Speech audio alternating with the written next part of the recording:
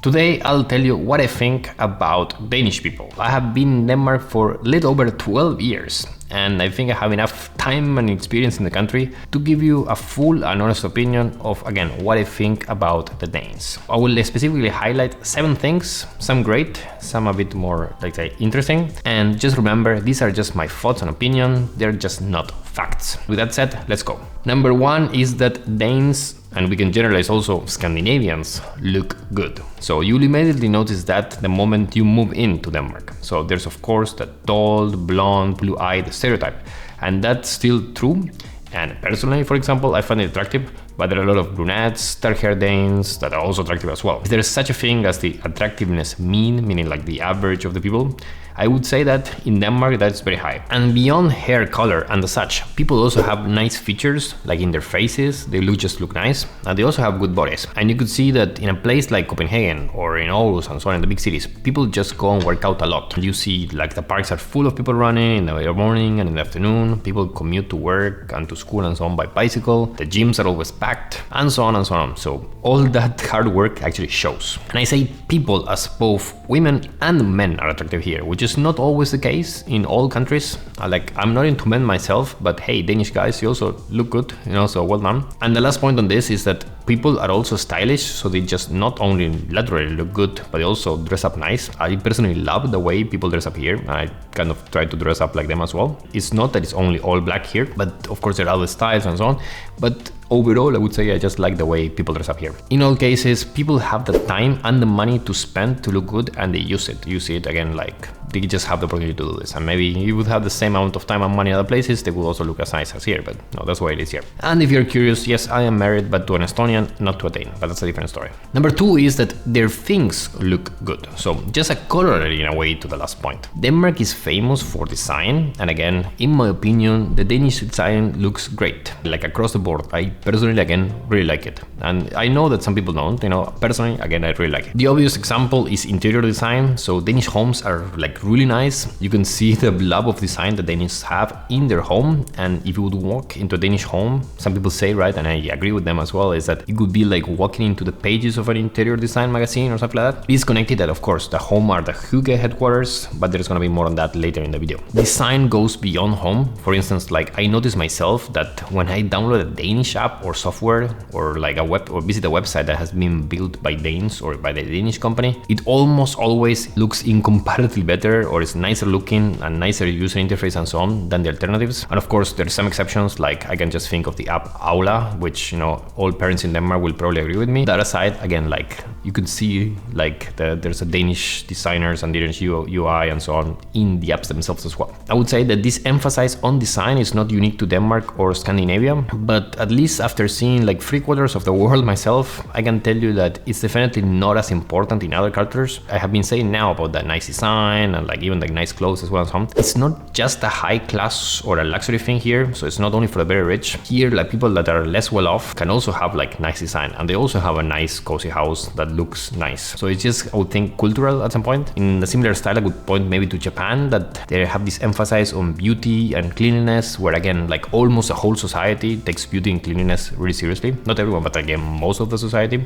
And here I would say it's pretty much the same when it comes to design, which is very nice. Number 3 is that I love the trust level in a society. I love that in Denmark people are honest, and that because of that, Denmark is a high trust society and things can just go without friction. It's just so refreshing. It's hard to explain it, and if you don't have the experience, right? But there's no notaries, there's just everything just so easy and so straightforward. And also, if you're meeting a Dane, you'll know that they will be on time, that they will be, again, most times, for most people, upright and honest, and you can count that they will follow up to what they have committed to. So again, that's very refreshing and very nice. Then, if you stay long in Denmark, you can also take this for granted. Like in most of the world, this honesty and this way of living doesn't really work, or it doesn't really hold, right? So if you go outside of Scandinavia, there's a lot less trust to go around with. If you are from a culture like mine, for instance, from South America, where people are like, a lot of people are very sneaky, or they try to take advantage of you, or they're kind of street smart or something like that, you can then see,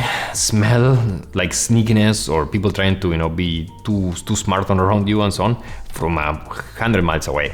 And especially in Denmark, because people are just so, like, their defenses for this type of behavior is quite low, and they're a bit, let's say, naive when it comes to street madness, when it comes to all this type of, sneaky behavior. I think, like, when people are trying to do this in Denmark, where a Dane or someone who has been living here for a while is like that, you can just tell it so easily that it's so obvious and so crude that it's kind of ridiculous. And I'm like, come on. Next up is the Danes are content with less. There's a saying in Denmark that goes like, the secret to happiness is to have low ambitions, or something like that. And there is truth to that. And no doubt, overall, you'll notice like when you spend time in Denmark, that people, again, on average, are not especially highly ambitious. In Denmark, after all, you can live a good life, like in a nice house, with your kids, holidays abroad, with cash to, to buy some new gadgets and so on each year, without breaking the bank, or without having to work like crazy to pay for it. I would say that this base is quite good.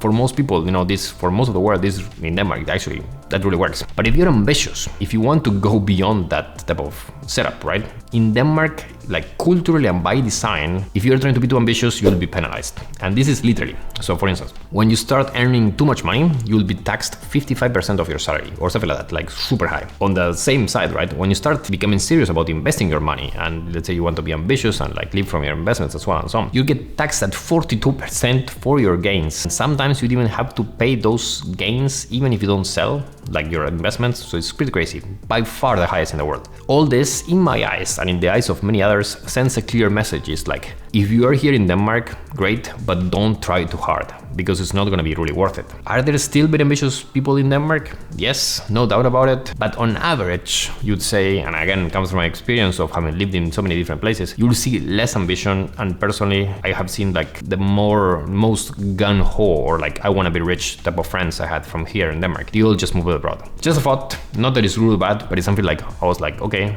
this is what I think here.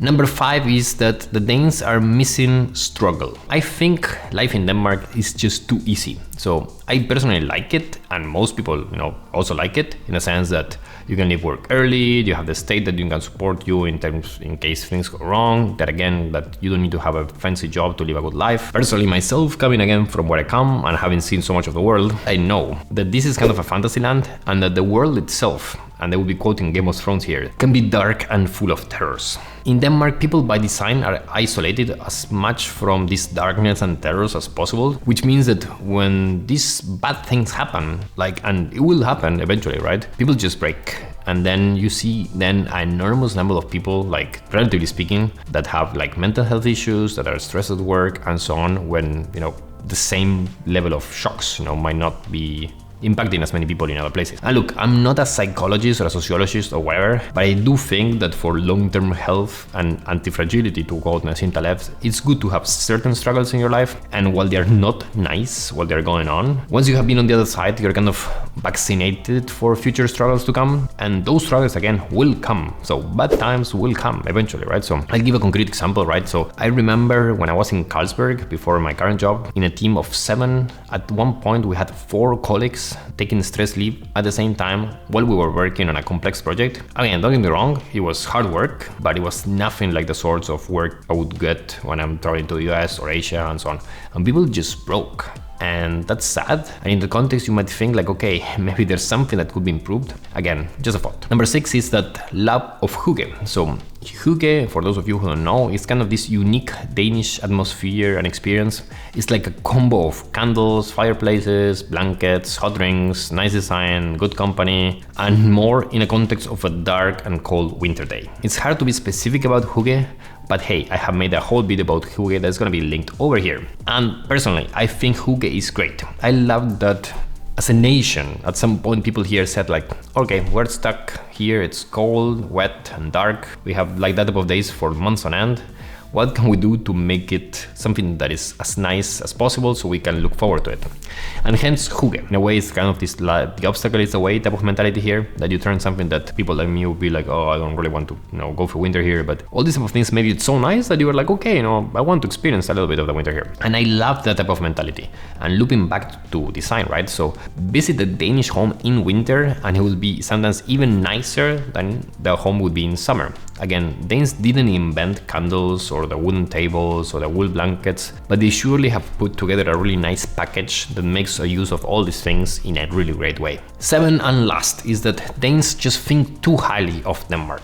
Danes genuinely believed that Denmark is the best country in the world and that all people wish to have what they have. It's great that people love their country so much, but here it's like up to a point almost ridiculous. I don't say negative things about Denmark in this channel because when I do, like when I say for instance that the weather is terrible in winter, which it is, or like the bank fees that are an absolute ripoff are like BS, I get people defending that. So I got one guy leaving me a comment saying that it's great that we pay these ridiculous fees to the banks because that's because of this and that, and I'm like, wow man, like how can you defend even that? Danish people, I love you, right? But Denmark is great, but there's no place in the world that is perfect. So there are things about Denmark that could be improved, no doubt about it, and there are things that other countries just do better. In all cases, the package of Denmark is fantastic, but again, you just need to have a bit of open mind that maybe some other places do things in specific things a little bit better. The ironic twist of this, let's say, sense of superiority that Danes have for their country is that states at that. Danes, and I would generalize here, deeply dislike bragging in general. So as much as they like to pile on how great Denmark is and how great like whatever Denmark specific is, they will never ever brag about their own accomplishments. They don't really do a lot of self-promotion. It's really, really interesting. The Danish humbleness was definitely a big positive surprise for me, you could say. And to hear more about these kind of culture shocks and these surprises I had when I moved to Denmark, check this video out where I go through my biggest culture shocks.